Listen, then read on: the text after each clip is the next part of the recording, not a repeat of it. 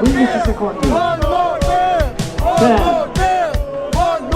Cycling's stuck in the Stone Age. Tradition's killing it, and I think what Red Hook have done well is they've like respected tradition and innovated on it, and it's doing great. It's like the UFC of cycling, man. Like it's wicked. Lungs are always burning in these races. Like your chest is always on fire. I love the sensation of blood in my mouth. There's nothing else compares, and I think that's what keeps coming back. I'm generally like pretty scared, but it's a really kind of crazy edge that you just can't ever experience anywhere else. So it's what keeps me coming back. Welcome to the Cycling Podcast from Red Hook Milan. Benvenuti al Cycling Podcast della Red Hook di Milano. Welcome to the Cycling Podcast from Red Hook Milan. Willkommen zum Cycling Podcast von Red Hook Milan. You are listening to the Cycling Podcast No Breaks in association with Rapha. Check out the Pro Team collection, Rapha's range of performance clothing designed specifically for your fastest rides and races. Highly breathable, warm without weight, and cut for speed. The Pro Team range was developed with the sport's most accomplished athletes and proven in the professional peloton. See rapha.cc. Hello, my name is Richard Moore and I am with Lionel Burney. Hello, Richard. We're only here, Lionel, to introduce a special edition of the Cycling Podcast, No Breaks. What's it all about? Well, anyone who's a friend of the podcast will know that we've been running a series called the Espoir Diaries this year, recorded and made by two young riders called Calvert, Churchill and Keira McVitty. They've been keeping audio diaries for us all season while being supported by the Dave Rayner Fund. They've been living and racing in Belgium. And a very entertaining series it has been, we must say. It's one final episode still to come of the Espoir Diaries. Yeah, well, podcasting's obviously got into their blood because a few weeks ago they came to us with an interesting proposal. Well, they wanted to know if they could go off to Milan and make a podcast about the Red Hook crit. We should point out that Keira lives a bit of a double life, as well as doing the more conventional road racing kermesses in Belgium for a team over there. She does a lot of the newer, less conventional events as well, and that includes the Red Hook events and other fixed wheel criteriums. But a lot of people will have no idea about this world or even what Red Hook means. What does it mean, Lionel? Well, I am one of those people, frankly. The idea of racing on a fixed gear bike without any brakes on a road circuit fills me with dread, but that's probably part of the appeal of this whole branch of the sport. Red Hook is actually a neighbourhood in Brooklyn, New York, where the first of these no-brakes criteriums took place 10 years ago now, March 2008. It was organised by a man called David Trimble, basically with no greater sense of occasion than being something to celebrate his birthday. He was really into this kind of, unauthorised style of racing, and so he put on the first Red Hook crit, and it was won by Casey Matterfield. She beat quite a small field, and the second year the event had grown quite significantly, and the growth has been continuous over the past decade, and there are now men's and women's races in the series that has branched out to Milan and then Barcelona and then London, and the whole thing combines the spirit and bike handling skills of the cycle courier world with the craft of track racing and the speed of city centre criteriums. And as I say, it's been growing up fast. They've even had a positive dope test, A rider tested positive for EPO at the Milano Criterium 2 years ago. I think it's a bit of a cliche to say that it's a world of impressive facial hair and tattoos, and there's got to be much more to it than that. But there's also no doubt that the rest of the cycling world is really starting to take notice. Last year, Bahrain Merida's rider Ivan Garcia Cortina, who'd just ridden the Vuelta a few weeks earlier, won the Milano event. And this year, a very famous name was on the start list in Milan, Miguel Indurain. Not the 5-time Tour de France winner, Miguel Indurain, but his son, Miguel Indurain. Anyway, with the recent announcement by EF Education First and their sponsorship with Rapha and the suggestion that they will be branching out into all of these different areas of the sport, we thought it would be the perfect time to try and find out what the Red Hook crits are all about. Well, I was at the fixed wheel crit in London last year as part of the London Nocturne, Lionel, and Ignacio Moser, Francesco Moser's son, was riding that. So there are some famous names taking part, and I know that, people like Daniel Oss, he's certainly been there and shown an interest in it. So there is a bit of overlap and crossover. Obviously, you and I are way too old for this. So we Speak for yourself, Richard. Speak for yourself. We reacted very positively to Calvert and Keira's suggestion. I thought it would be an interesting thing to find out a bit more about, lift the lid a bit on this world that we don't know too much about, but we're quite interested to find out more. But before we go over to Milan and hear from the event itself and some of the people taking part and behind Red Hook, let's hear what Calvert himself made of it. I should warn listeners that this episode contains some fruity language, not very much, but enough to offend if swearing offends you, or if you're listening with children. I'd say it was a pretty full-on sensory experience, to be honest. There was a lot going on pretty much from the moment I arrived. I think we went to the Vigorelli track day first, which was sort of a full-on... It wasn't even any racing involved, to be honest. It was like a big media day, a lot of posing going on. But it was all sort of people catching up, people hanging out, that kind of thing. But the racing itself, I mean, the crowds were infinite, but it wasn't like a normal race crowd. There was a lot of people there who weren't just there for the cycling or the racing itself. There was a lot of people there who were there for sort of to enjoy the culture of it, more say. And the other thing was there was a lot of Instagram people there, so like influencers and that kind of thing. I like it, Instagram people. I mean, because the whole event in that sense is pretty Instagrammable. So that's really what Red Hook is. I think a lot of it is the spectacle and the sort of the nature of it is that it's very visual. It sounds a little bit different, Calvert, to a road race or a kermesse in Belgium. A lot different, yeah. It certainly doesn't held on by tradition whatsoever. It's sort of going against the grain in every sense of the word. So it's one of those where it's a completely different crowd. Not only, there's all these creatives there, those Instagram type people, the races themselves, although some of them are professional, a lot of them are just there to have a good laugh and a good crack. No one's really trying to take it too seriously, and if they are, then they're sort of ousted out in that sense. And how's the racing structured? There's 3 qualifying rounds for the men and then 2 for the women. So the top 20 of those qualifying rounds go straight through to the final.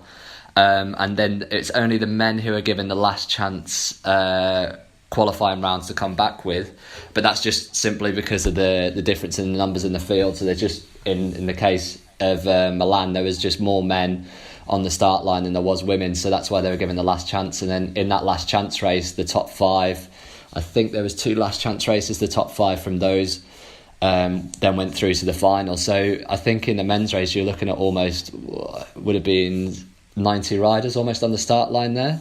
And then from that as well, they also had championship points that they're all vying for, and those championship points were then scored not only in the qualifying rounds but the final as well. So every race sort of counted in that sense, and then they all sort of went on through to the final, and then that's where the racing really kicked off and the speed increased, and it really got going. Can you tell us about some of the other people you spoke to in Milan who we're going to hear from in this episode? Yeah, I spoke to a guy called Ben Joseph, who was one of the more interesting guys. He was the first Indian Red Hook racer, and he was also it was his first time in Red Hook himself. He'd done a couple races back home in India, but had been banned from racing on his fixed gear bike within the road races, I think, for sort of quite obvious reasons. But also it was interesting to see how he found his place within the fixed gear scene, and he obviously felt a lot more comfortable racing, doing what he loved within that. I also spoke to Ida Skelling, who races for the SEG development team.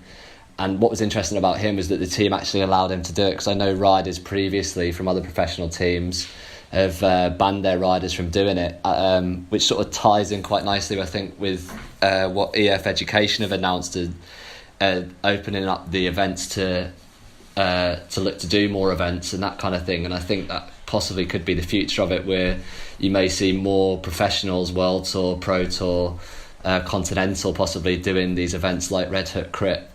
And we're going to hear, I think, from the man who started all quite early in the episode, aren't we? From David Trimble. Mm-hmm. Yeah, David Trimble was actually really interesting to listen to from the beginning, because he started the event basically as the beginning of the event was his birthday party, and then they came on to expand it year on year to eventually open it up. But it's always kept that messenger sort of renegade sort of alternative feel to it. But it was interesting speaking to him as he explained what it was and how he set out sort of the goals and how it became more professional in time. Great. Well, without further ado, Calvert, let's cross back over to Milan and hear about the Red Hook there and who you spoke to.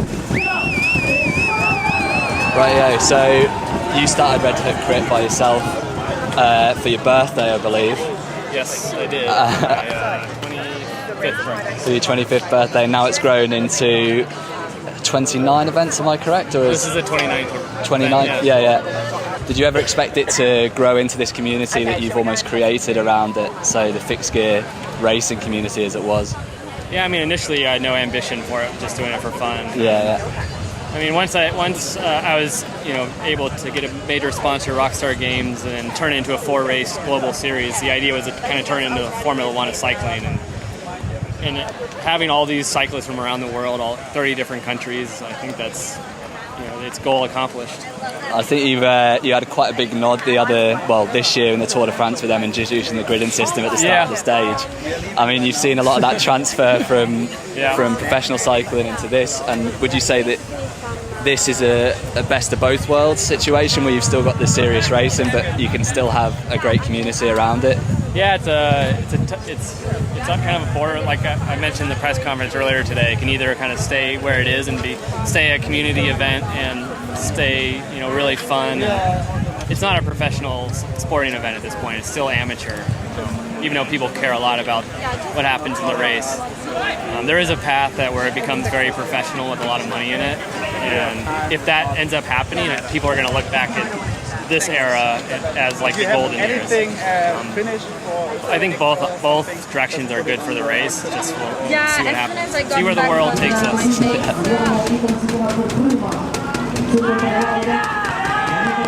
Yeah, I'm a bike messenger, so I've come from street racing. My name is Matt Watson, and I race with One Life Cycle. I think the Red Hook Crit is like a supercharged alley cat. That's how I would describe it. It's basically like a really crazy alley cat, super fast. I think, there's a lot of people that say that it's becoming more professional and that's not good. I think if it can be kept in the format of the Red Hook Crit where anyone can enter, I think that's really important, because I think it should be encouraging people to be able to enter events like this. But yeah, I mean, as far as it getting faster and more pro, I just say the people that cry about that need to train harder. That's a good response. But do you still feel like it retains some of that messenger style, that sort of vibe about it in some ways, or not? This race, yes, Red Hook Crit because of because of how it started.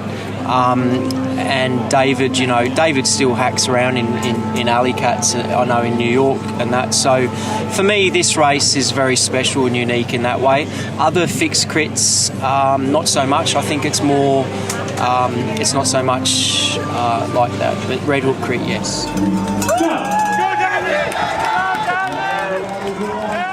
I'm just trying to rock bandanas for style, not like look like I'm a gangster. That's why I wear white and black bandanas, because there's no white and black gangs. It just looks cool.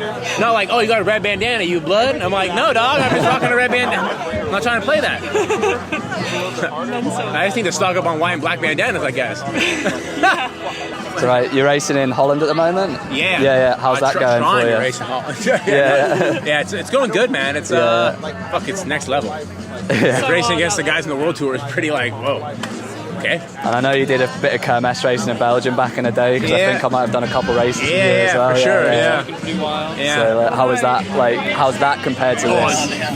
I can win any kermesse I want now. Yeah. This is the level that I'm at now. Is just like you get to 120k into a race, and you're like, got 80k to go. Yeah. Like here, I'd be sprinting like that. Yeah. I feel fine. So is it like stepped up the level for you, or? Yeah. Oh yeah. My body, my mind, my ability, my everything.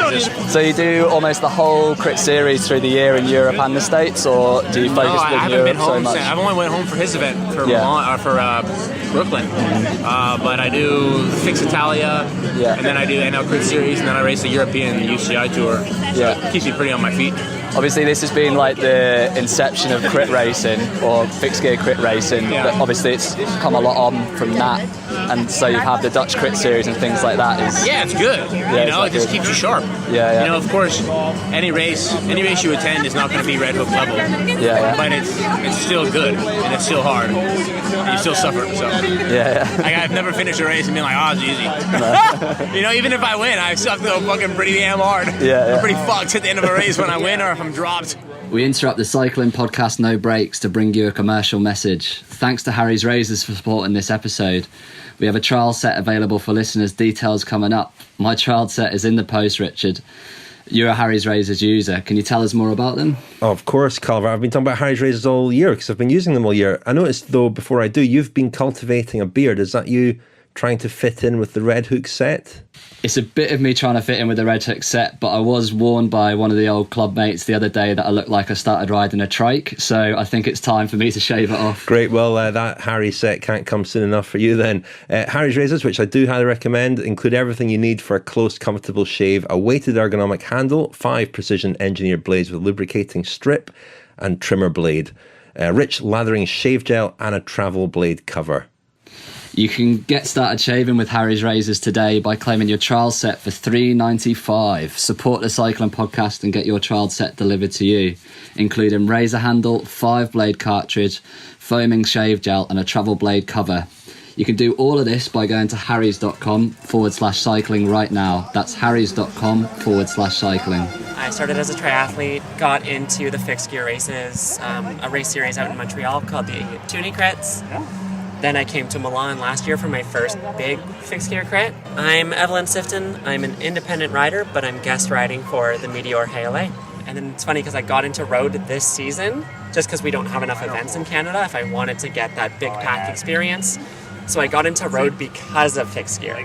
So it's the other way around. So I started off racing fixed gear, but because there was no way to get that big field experience that once I went to Milan last year, I learned I needed, I was like, shit, I need to get a road bike and start racing these road races. So I am, I think, as far as I'm aware for Red Hook, I am the only out transgender athlete in the series. And whereas in road, I've definitely had some people who've taken issue with that. Fixed gear, everyone's chill. Everyone's, there's a more alternative vibe. There's a more accepting, more liberal mindset. So everyone's just generally cooler here. Rockstar Games Top Antagonist Award to the rider who's most aggressive, puts on the biggest show. What, let's get to basics here. What sort of bikes do they ride? They're obviously fixed wheel bikes, but are they standard track bikes or are they customised for the road? A lot of them all are standard track bikes, but in the terms of teams like Specialized, Rocket Espresso and the Sinelli team, those bikes are have been designed specifically with Red Hook in mind. So I know Specialized had a bike where it was sort of reinforced in aluminium, and obviously they're all painted up as well, specifically for Red Hook Crit. So it's there is bikes there that you would probably wouldn't want to really ride on the road from the track, but there's bikes there that are quite specifically designed for it, and the positions are there where they're certainly with track racing in mind, and that's for instance in the length of the crank. So a lot of them are riding really, really short cranks just to be able to get around the corners without touching the pedals. On top of that as well, I think the bars and the stems that they use, a lot of them were talking about how stiff and how much they wanted it to react to it, and you probably wouldn't find the positions or the same kit you'd find on a track bike as you would on a Red Hook bike. So I am riding the Hexagon Mint frame set. It's a small company out of Montreal. Actually, my bike's almost all Canadian. My wheels are Woven, which is a wheel builder based out of Ottawa, so my hometown. And then I've got it set up with Omniums and Shimano Pro components, courtesy of Joe Mama Cycles. Okay, we are the Cinelli team, and this is Paolo, Barbara, and Alessandro. And just to set the scene a bit, you're all in white tracksuits. Yeah, our new ice cream suits. So we're at one of the fastest tracks today. What sort of gearing are you using at the moment? I will be use a 49-14 or a 50-14, depend on my legs. And can you run me through the rest of your bike as well? Like, what's your setup that you usually run on your bike?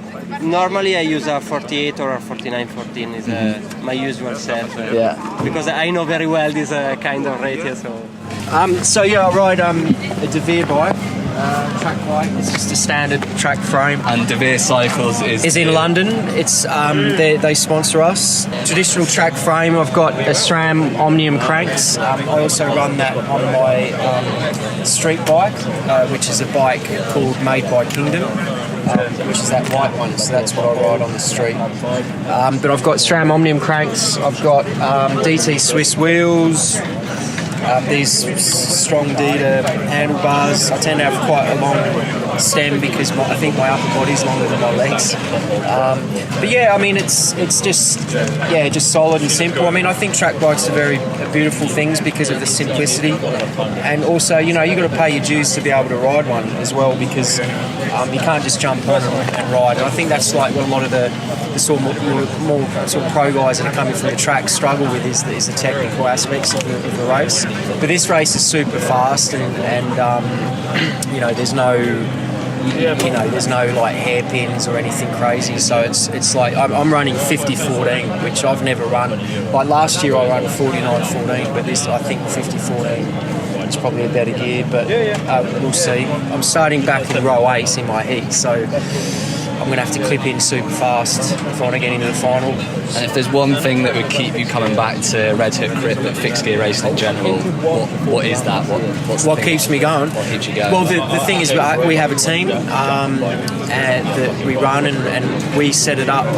We're heavily involved with the community, with at-risk youths. For us, the whole idea of setting up our team was to be able to give back to the community, because we come along and we saw everyone walking around posing, getting pictures taken and that, and I'll be straight up with you, I think that's complete bullshit. For us it's about of course we take our racing serious and all of that, but we don't try not to take ourselves too serious, and it really is about putting back into the community. So that's what keeps bringing me back, and even like when I step away from racing at this sort of level, I'll still be running the team. So for us it's about getting people into cycling because of all the health benefits, and it is a pretty big worldwide community that's going to continue growing. So that for us is the most important thing. I cycle since I was younger, so I do it for a long time, but not the competitions. So yeah, this year I actually started, and also with fixed gear. Yeah, it's cool. So I'm Lise Visser. I'm from the Netherlands, and I don't have a team because it's my first cycling season and my second crit. So it's a big one in the beginning. I'm riding an Licello. It's a Dutch, Dutch brand. It's not very popular, but I like the colors, and I can use it for now. What do you like most about fixed gear racing at the moment? Well, with the speed is very fast, and it's just a short race, so that's what I like, and the atmosphere, of course, it's all about this. Road cycling is my main thing, and when I have some free weekends, I will do fixed gear, and maybe if I am having some road crits in the Netherlands, I will skip it for fixed gear. So you've just done the qualifying rounds. How did that go? That was good. It was at first the rain wasn't so much, and then it just consistently started to get more slippery and more slippery. So it was a bit hesitant and a bit cautious, and everyone was kind of on edge. And some guys were willing to take more risks than others. Does that slow it down and make it a bit more twitchy, or? Well, I took the initiative to slow it down, to kind of waste energy on the front to stay safe. So I dictated the speeds, and whenever I felt like a surge coming, I would just jump and then get to the corner first and slow it down again. And then in the final last lap on the backside, I got passed by one guy, and then coming through the finish line, or the last corner, I didn't want to crash. So I let the gap open a little bit, and then one guy got past me and I finished third, so it's okay. So talking about the risk, especially in the qualifying rounds with the points, they actually matter quite a bit with the change in the point system to the overall standing of the team standing. Do you feel like you're easing off a bit more in the rounds, or still trying to go full gas each race? No, for sure. I mean, you have that in the back of your head, like, you know, you always want to finish the best you can finish for every reason. But I mean, if you crash in your qualifying, you're going to be less of a value or an asset in the final. So you can maybe like lose more to make more. You know what I mean? And just talking quickly about training and how you warm up. How are you warming up for each of these events? Does it differ greatly from how you do anything else? Or? Yeah, I mean, because you don't want to go so deep, but you also don't want to be closed off. I spend about 10 minutes just turning the pins. And then I do a really hard 1 minute effort, recover fully from that for about 5 minutes, and then ride like 2 or 3 minutes at sub-threshold, and then cool down. So that'll keep all the cycling geeks happy for a moment. Yeah, I guess. A warm-up's a warm-up, man. Just pedal your bike. Yeah, exactly. So there's no power meters, not really any power numbers, so it really is getting back to that feeling of just racing for racing's sake and your body as well. Yeah, exactly. I mean, like even like racing, you don't look at numbers when you race. You know, like I'm never trying to be like, oh, I'm doing 450, like this is good. Like no, like the wheel in front of you, keep it. If that means 600 watts, you ride at 600 watts. If you're at 800 watts, you ride at 800 watts. If there's a gap, you ball your balls off. Like you only train with numbers. You actually only recover with numbers. I mean, if you're really smart about it. I didn't have a bike sponsor this year, so I kind of put everything together last minute. And so I actually bought this bike and stripped it and painted it for everybody. And these are like just stuff I had over the years from racing other things being sponsored. But I mean, it's nice because you don't really need a ton of stuff. And I'd rather like kind of be sponsored by a few brands I really care about, so we don't have to just like spend all of our time on social media like being like, thanks for the saddle, thanks for the bars, like all these people. Because yeah, it's not just about advertising, it's more about racing and riding. So. And I've noticed that a lot with everybody else, and it's sort of bringing it back to maybe even what it was traditionally as a sport, is that because the bikes are so simple, it really is caring about the tyre pressure, it really is caring about your gearing, and then even the simple things like raising the bottom bracket and things like that. Is that something you enjoy within it as well, like that side of the things, and the fact that it is so simple? Oh yeah, I love it that it's simple, for sure. And then also because when you do all this traveling, this is an aluminum frame, so you just take it apart, like throw it in a box, like it's way easier to pack it, deal with it, carry it around, it's lighter. Yeah, you don't have to worry about like gears or anything like that. So we're live and direct from Bovisa. See, which is track centre. We're currently inside what I'd describe as the pits at the moment. Yes. Everyone's lots of hustle and bustle. Yeah, everyone's set up. You've just signed on, and you've got to go and get your bike checked. So what is involved within the bike check? Essentially, they just check your cleats that they're not worn. They check your tyres. They check that your gear is not going to. They check your lock rings tight, that kind of thing. I mean, there's not really a lot that can go wrong on a fixed gear bike, but it's just simple stuff like making sure your chain's not loose and that kind of thing. It's like keeping you and everybody else safe, basically. Yeah, I think it's more of a health and safety thing than a necessity, but you know. And then what usually happens now? Do you go out for a sighting lap or that kind of thing? So at 11:30, so in like 10-15 minutes, the track will open, so people will go have a look at the course. I think this is going to be my fifth Milan. So I've done the course before. They don't change it because it's the only Red Hook that's purely in the street, so they can't actually change the course. And you said earlier it was it your 15th Red Hook in total? My 15th. I counted them up the other day and I was like, I've been doing this shit too long. But yeah, it's I love it. Milan is one of my favourite. It's got a real nice atmosphere here, and I don't think it has the biggest crowds. I think probably Brooklyn does, but because it's in such an intimate environment, it always feels like the biggest crowd. Yeah. And I think that's because it's literally in the street. Yeah, I just love it. So yeah, we'll go have a sighting lap, and then we will be lining up for heats. what you do is you do a mini race, and essentially your positioning in that race dictates where you end up in the grid for the final event. And obviously you want to get a good qualifying position, because being at the back at crit start is not good. Everyone's clipping in, they're doing 1,000+ watts out of the gate, and you do not want to be at the back.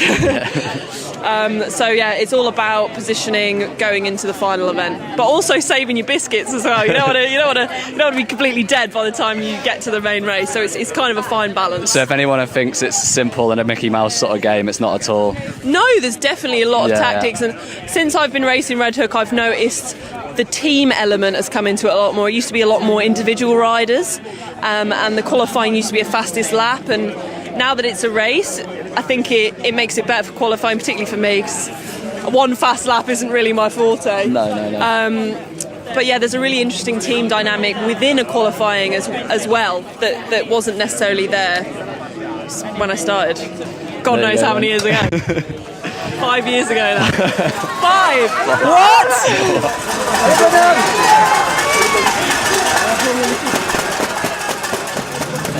There was like a part in the first year with the messenger, with the cutted jeans, not skin suit, and now is a totally professional race. Yeah. And since the start, have you noticed that it's become more competitive as well with the teams? Yes.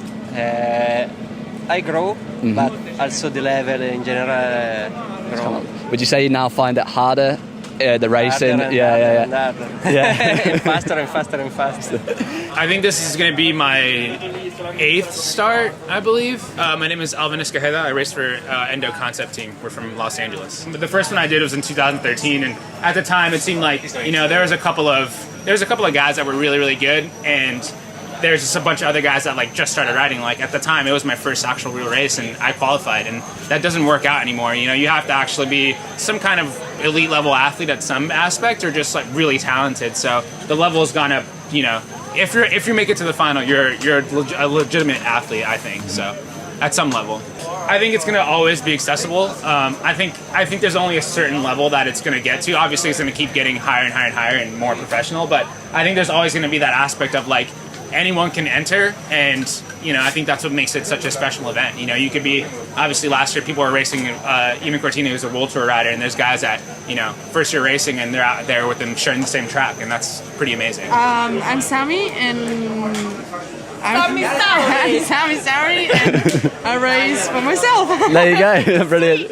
One of the things why I'm racing with the t-shirt is because we started really racing with jeans and t-shirt and Red Hook, and it became so professional that people are taking it serious, that they don't enjoy the moments of pre-parties, and they don't enjoy hanging with the other family, and it's why? Why? This is the thing that doesn't have to die. So racing with a t-shirt mates, just see people that it doesn't have to take it so serious.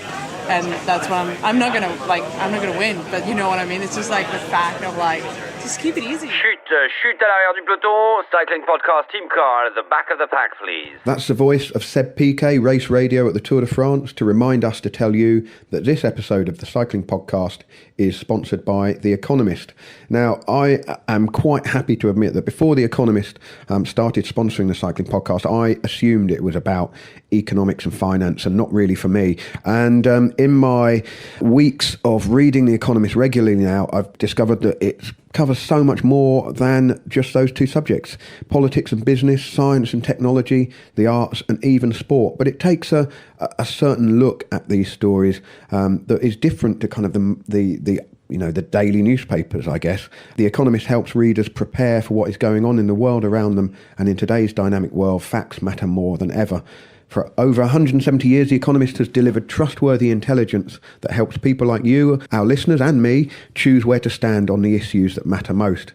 Now, Richard, it was your job this month to find an article that caught your eye. What leapt out? Yeah, I've been reading the magazine, Lionel, as well as checking the app. I actually signed up for my free copy through the Cycling Podcast offer, and then paid for another 12. It was quite an awkward call, arranging that when they asked if I was a regular listener to the Cycling Podcast. But anyway, one thing I've noticed reading the magazine is that though that you do get the usual diet of quite depressing stories about all the things going on in the world, there's a sense of optimism as well in a lot of the stories in terms of the tone and really putting things in context. But there are also optimistic stories that I find in The Economist, which I don't necessarily find elsewhere. For example, On the Plastic Highway is a recent story about recycled plastic being used to make roads.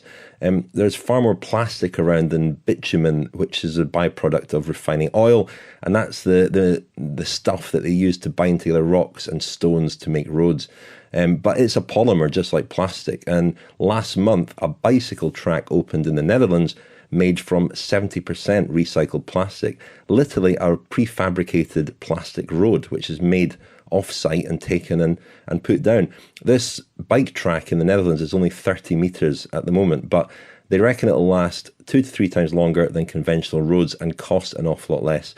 There's another method of using recycled plastic to make roads, and that's mixing it with bitumen. It's something that a British firm already does, and there's a road like this in Cumbria, which they say needs resurfacing far less frequently, and it's far cheaper, and it's using up some of the plastic that we've got, and we don't really know what to do with. Much of it ends up, of course, in landfill. So an optimistic story there, an encouraging story whereby the plastic that we overproduce, some of it at least, may end up making roads that are hard wearing and cheaper. It makes me wonder, in the future, will Alpe d'Huez or Mont Ventoux be made of plastic? And if so, will the surface melt in the baking hot temperatures of July? I'm sure they've thought of that. Well, the current surfaces melt, don't they? And you get sticky corners and bits that dribble back down the road. I mean, it's an important question, Rich. Anyway, The Economist is a smart guide to the forces changing your world. And to get a free print copy, you can text the word cycling to 78070. That's cycling to 78070.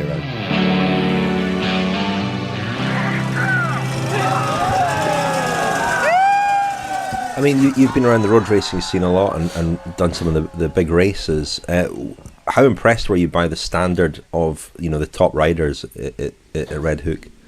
The top riders, I'd say I was really impressed by, because I think they acquire like a certain set of skills that you wouldn't necessarily find in road racing or crit racing themselves. And a lot of those riders that were vying for the top 20 have either been professionals on some level, whether that's pro Conti domestically or even at a high amateur level, and that all sort of came to the fore. So really what you saw was like a strong bike rider was always going to be a strong bike rider. And I think you see that especially in the Red Hook teams as like specialised and so on with the riders like Gus Morton and Eamon Lucas, who have both raced at quite a high level, and their talent sort of shown through quite obviously in the racing, and that was able to all come to the fore within the racing. Yeah, I mean, like, exactly that. Like, I've grown up racing a bike. Hey, my name is Angus Morton, and I ride for Specialized Rocket Espresso. That's kind of the only way I knew, like, a bike to be was kind of road racing and that traditional way of things. And then over the last few years, I've noticed the Red Hook crew's kind of gaining popularity, and I was always a bit, to be honest, like a bit afraid of it. And then when I stopped racing full-time last year, the guys at Specialized kind of said, do you want to maybe give Red Hook a go? And I was like, it'll be a bit of fun, but I was kind of not really like thinking about it or seriously kind of considering it. And then when I did my first race earlier in the year in Brooklyn, I was like instantly hooked. Like, it was incredible. It was like, yeah, I wish I had found this like 10 years ago. I wish I had been here from the beginning, because I think this, for me, there's far more racing in this than there is in current road cycling. Like, it's the racing element's gone out of it, and it's become too scientific. It's become too physical and too much about like what is your body technically able to do. Whereas this is like, how good are you at cornering? How good are you at positioning yourself? How good are you at like thinking about tyre pressure and gear selection? And, like, all of this sort of stuff that's brings a bit more of that like personality back to it. It's about getting out there, going elbow to elbow, toe to toe, and competing against each other, and it's exciting, and that's what I think makes this event, I hope that this becomes the future of what the sport is. I think it should do, and I think it can do. So we'll see. But yeah, for me, this is right now. This is where bike racing is. The UCI should have people here watching this. But of course they don't, because they're dinosaurs. But this is what, they should, race organisers, the Tour de France should be down here. They had a grid start this year. Where do you think they got that idea from? And which is amazing, because it shows that, one of the biggest sporting events in the world is taking notice of this, a grassroots event that's growing and has grown. And yeah, I think more events should come down and watch this sort of stuff, and hopefully this can go more mainstream. And if they do it in the right way, I think it won't lose the heart of it, the racing element. It's got all the ingredients here that will keep it that way. So I enjoyed racing as a professional, because it was a challenge, and I had some goals that I wanted to achieve, and I was doing it with my brother. And then once we he went on, and I was realised that I'm not good enough to get to that next level, I was like, there's nothing fun about this for me. There's no, the challenge is not something I want to be challenged by. Whereas this, I didn't think I would enjoy it. I love it. I kind of want to properly dedicate a season to it, and then actually train. I haven't ridden my track bike until a couple of days ago. I haven't raced since Brooklyn, any form of racing, because I've been doing. I've got one job that I have to do. So, I hope that maybe next year I can dedicate a bit more time to something like this. Again, that leads me on to the next question. Is do you see maybe your future in racing within these fixed gear crits? Yeah. Or your future in cycling, sort of in general? Yeah, I totally, I'm not ultra competitive anymore. I don't sort of have that desire. But then when you get around, the team we have here, is a really good group of guys, a really exciting, group. That really embrace all of the tactical elements and all these things that make this part of the sport really unique. And so I hope I can kind of, if I organise myself right, I can block out a bit of time to train properly and that. So let's see. So this is a fair day out for you. Oh yeah, definitely big day. My name's Ben Joseph, and I'm from Atticus LBB Racing Squad, and I'm from India. From Bangalore. And how many Red Hook crits have you done, or are you brand new to it? This is number one. Number one? Yeah. Have you done much traditional racing back home before? So I started off racing on fixed gear, I used to compete with roadies on my fixie. Wow. Until they banned me. And then I started racing road bikes. Not too much, just getting into it. Mm-hmm. So I've done one fixed gear crit back in Dresden. This is basically my second proper fixed gear crit. Compared to the cycling scene in India, this is phenomenal. This is huge, and definitely open. There's no prejudice. You go to traditional racing, I think it's completely different. Everybody's anal into their own thing. Here you ask somebody for help, and they'll just help you out, chaining or whatever. So it's good. I'm Jan-Willem Blok. I'm a race organizer of the NL Crit Series. That's a fixed gear competition of the Netherlands. We organize 10 to 12 races. Fixed gear races a year. Of course, the Red Hook Crit existed in 2008, and I came across it in 2014. And I figured, it would be nice to have a fixed gear race in the Netherlands. So, it was only one race at that time, but I thought, we could do a competition, and there are a lot of fixed gear racers. And maybe we can attract more people who like it, who want to be involved in the sport, who want to. So that's why we. In 2015, beginning of 2015, we founded the NL Crit Series, from there on it went crazy. Every year we have more competitors, better competitors.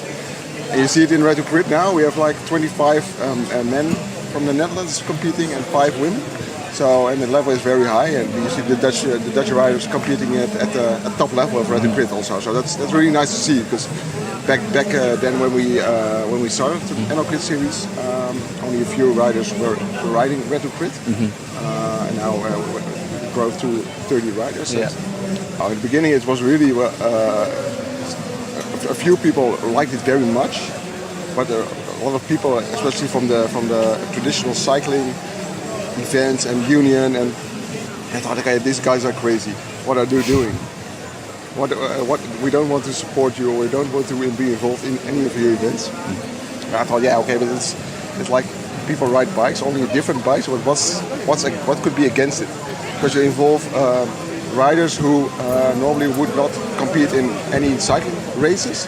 Now they're competing in fixed gear races, and you attract more riders. So, but throughout the years, more acceptance is there, and we work together with some traditional cycling events in the Netherlands who came across us, and I thought, okay, this could be a very valuable addition to our program. And now we are racing with these big events, which attract thousands of spectators as well.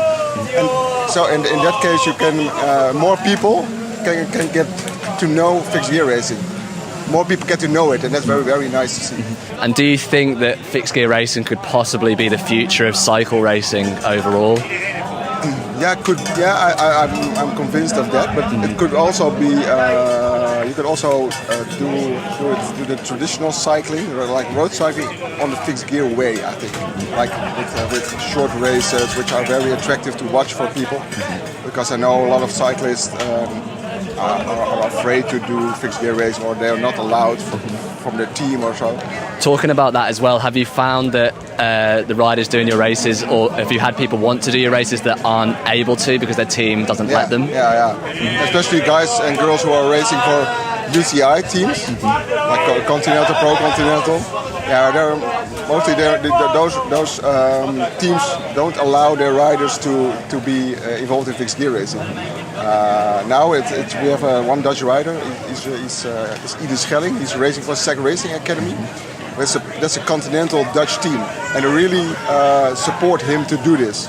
So he really wanted it. He convinced them to do it, and now he's racing here Red Hook Milano, qualified second, which is very interesting. And I think when more people like him are allowed to do it, and more teams see the value of fixed gear racing, it could be very interesting. It could be a very interesting step to the future. Hi, I'm Ide Schelling. I'm racing for SEC Racing.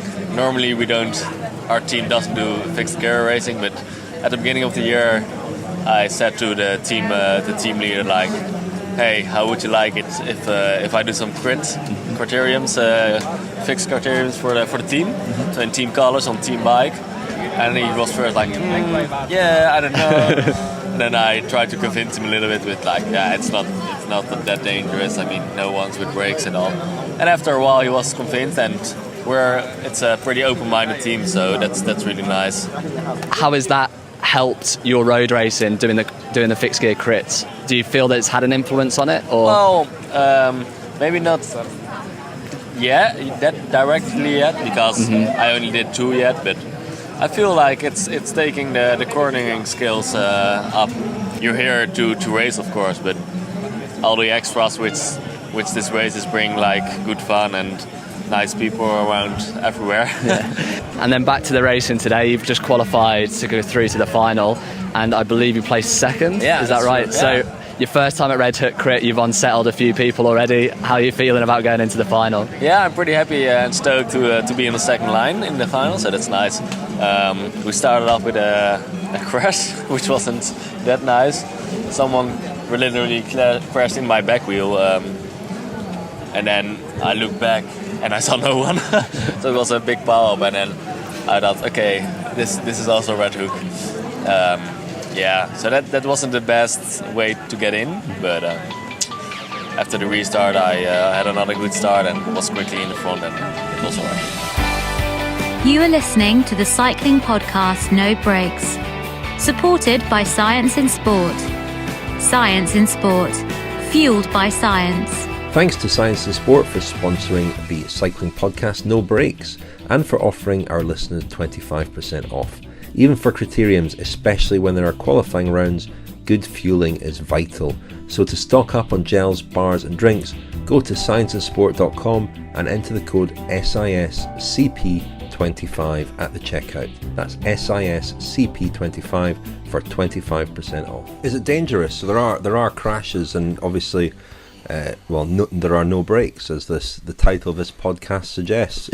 Did you see a lot of crashes, any serious injuries, or I did see a lot of crashes, and I think it was sort of majority of reasons why it was. I mean, obviously the no brakes is the major part of it, but it's also because I think a lot of the time there is that massive mix of ability, and that mix of ability sometimes does cause those crashes. It's that inexperience of maybe not being in the bunch or not being able to react in time, but also not understanding the flow of the race or how the race should be ridden. So you have those mix of ability, and sometimes that's the thing that causes the crashes. Also on the day, it was pretty wet at the beginning, especially in the qualifying round, so I don't think people quite knew the tyre pressures to run with and that kind of thing. So that all played into effect and probably caused a lot more crashes than there should have been.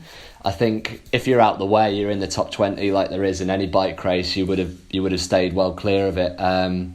But I would say on the whole, there's probably a majority more crashes than there would have been in a, say, normal crit race that you'd find in the States or the UK, that kind of thing. All right, so I was in the first heat, and everything was going pretty well.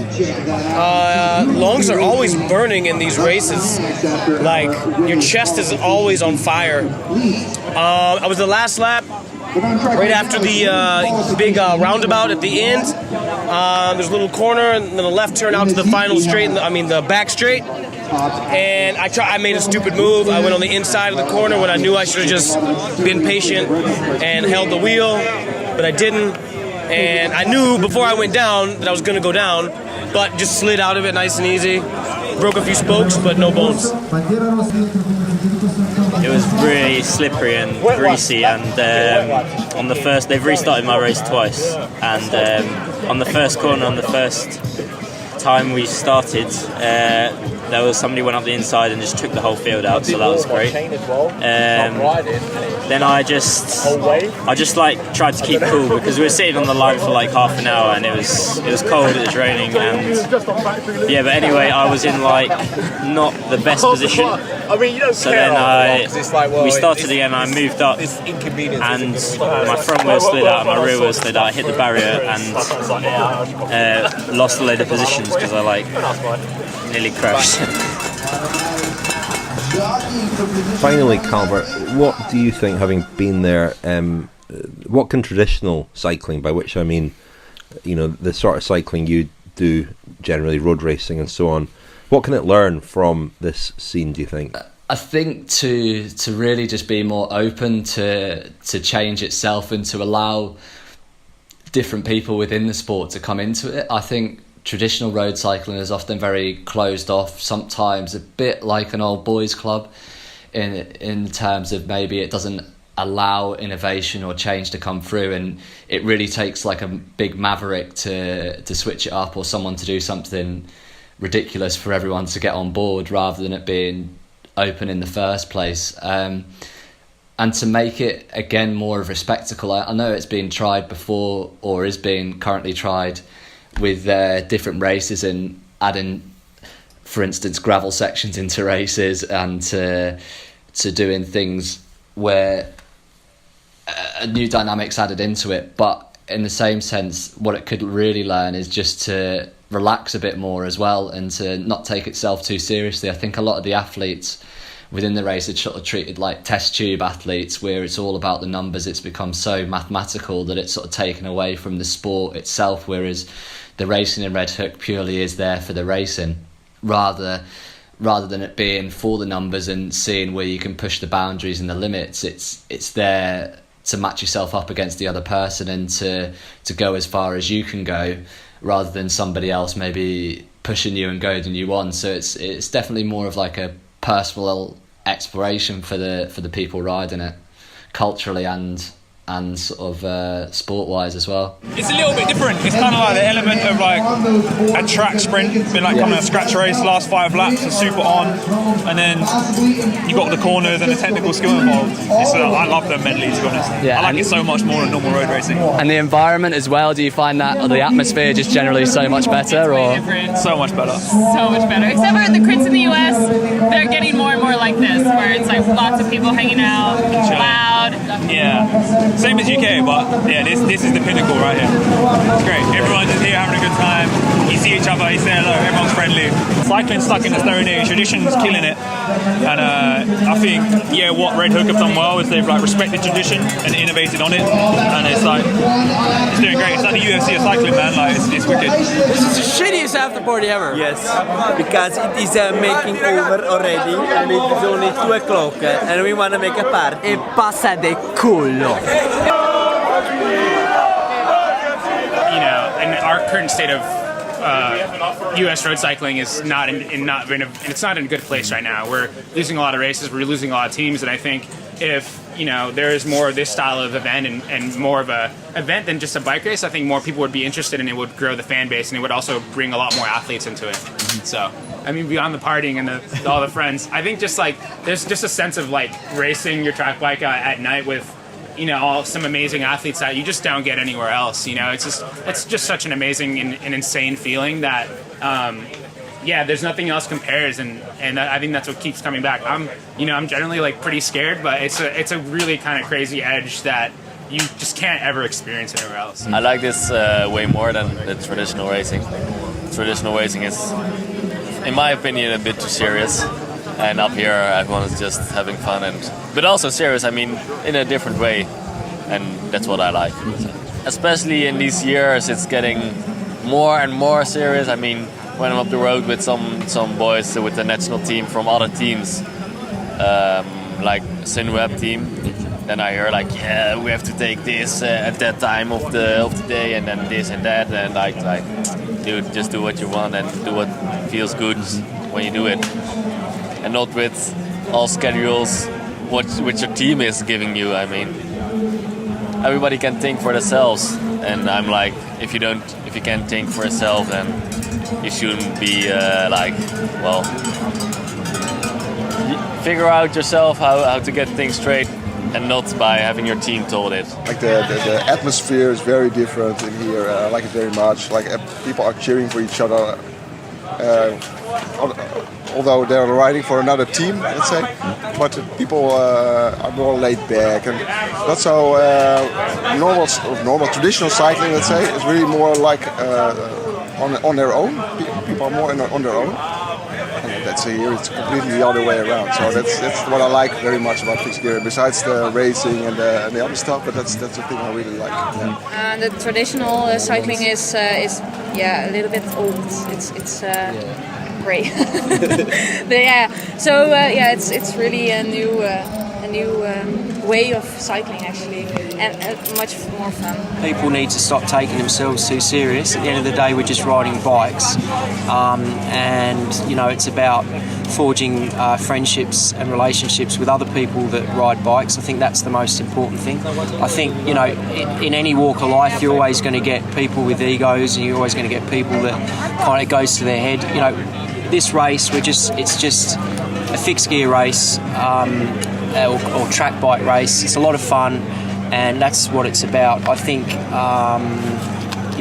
that's essentially what it's about. Pro cycling needs to learn a lot about this race. Yeah. And also the people who race. We are amateurs. We are not pro cyclists. People come from pro cycling to race this. It's like, what a vibe. It's like something is attractive. Something is getting so attractive to the people that everybody wants to come.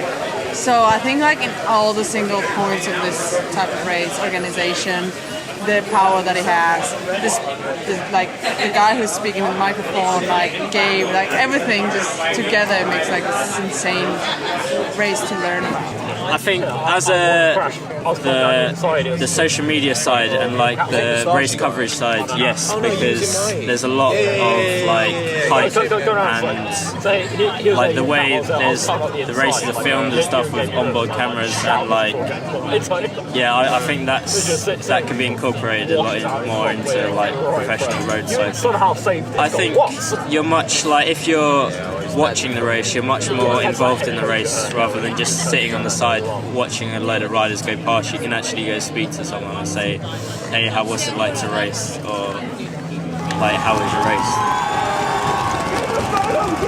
Here it goes! It is Yeah, so within the top three, we had, within the men's race, we had 2 Italians on the podium with Filippo Fortin, then Jesus Alberto from Spain, and Michael Capati from Italy as well. It was quite a shock result for the men's race, because I think Specialized Rocket Espresso really set out to go in hard at this race, but the closest, or the highest place finisher they had was Eamon Lucas, who we spoke to within the podcast as well, and he placed 16th. So it was interesting to see how that all played out. Also, Ida Skellen, it was his first time in Red Hook, and maybe, and I think he said his third crit race possibly, fixed gear crit race. He ended up placing 5th. So the talent really shone through with his place in there. For the women's results, we had Raquel Barbieri, Barbara Gashari and Nira Nuno. The first 2 there were Italian. Within those results, I think it was expected that possibly Raquel would be placing highly, but I don't think she was expected as the winner of the race, with the eyes on Raphael Lemonou from Specialized Rocket Espresso, who is predicted to be one of the favourites for the race. So I think within those results we saw a lot of them, or a lot of non-favourites sort of come into the fore there, and that was either because of the level of the race has stepped up and there was a different dynamic within it, and the speed definitely within the final played an effect. Hey Keira, how are you today? Welcome to Milan. You're just joining us back. I'm here with Keira, back in Milan, my old housemate. Let's see what she's got to say. So we're live and direct just after the final. You're about to pour out some beer. No, it's a bit foamy. Is it all gone? All done. But you've just been in the final. You just got pulled, unfortunately, despite your best efforts. Yeah, I think essentially my lack of a good heat meant that I was, probably compared to normal about 10 places further back. So I think that had I not had a bad heat, I might have finished the race. But people in front of this race are world class. You got Rochelle Barbieri, world champion on the track. I'm pretty sure Rapha Lemieux is one of you. She has been a pro on the road, so it's not messing about. So since your first ever one and now coming to this one, the level's gone up like tenfold. My first ever one when I was 18, I came 9th. Yeah. And I was much worse then. Much worse, So yeah, I mean, I'm not in my best form now, I know that myself, but I'm still fairly fit, I am pretty much a full-time cyclist, and they're absolutely, oh my god! So much excitement, so much the whole way around the course, and this is what it's all about, the entertainment, the noise, the value, the lot, the full shebang, and that's definitely what Red Hook's all about. Still buzzing.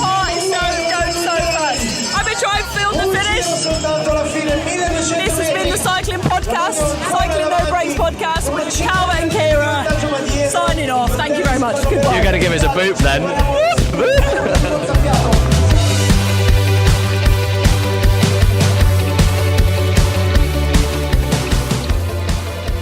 You've been listening to the cycling podcast No Breaks. We'd like to say a big thanks to Calvert, Churchill and Keira McVitty for coming up with this idea and putting it all together. As we said at the start, Keira and Calvert have been keeping a series of excellent audio diaries this year, and these are available to friends of the podcast. There's still a final instalment to come next week. Become a friend of the podcast at thecyclingpodcast.com. And if you'd like to see some of the Red Hook action, then I can highly recommend Keira's YouTube channel. There's a great little film she made in Milan and an earlier one from Brooklyn from earlier this year, which has done extremely well. Search for Keira McVitty, that's Keira McVitty on YouTube. Thanks too to our sponsors Rapha and Science and Sport for supporting the Cycling Podcast. And finally, thanks to Tom Wally who produced this episode.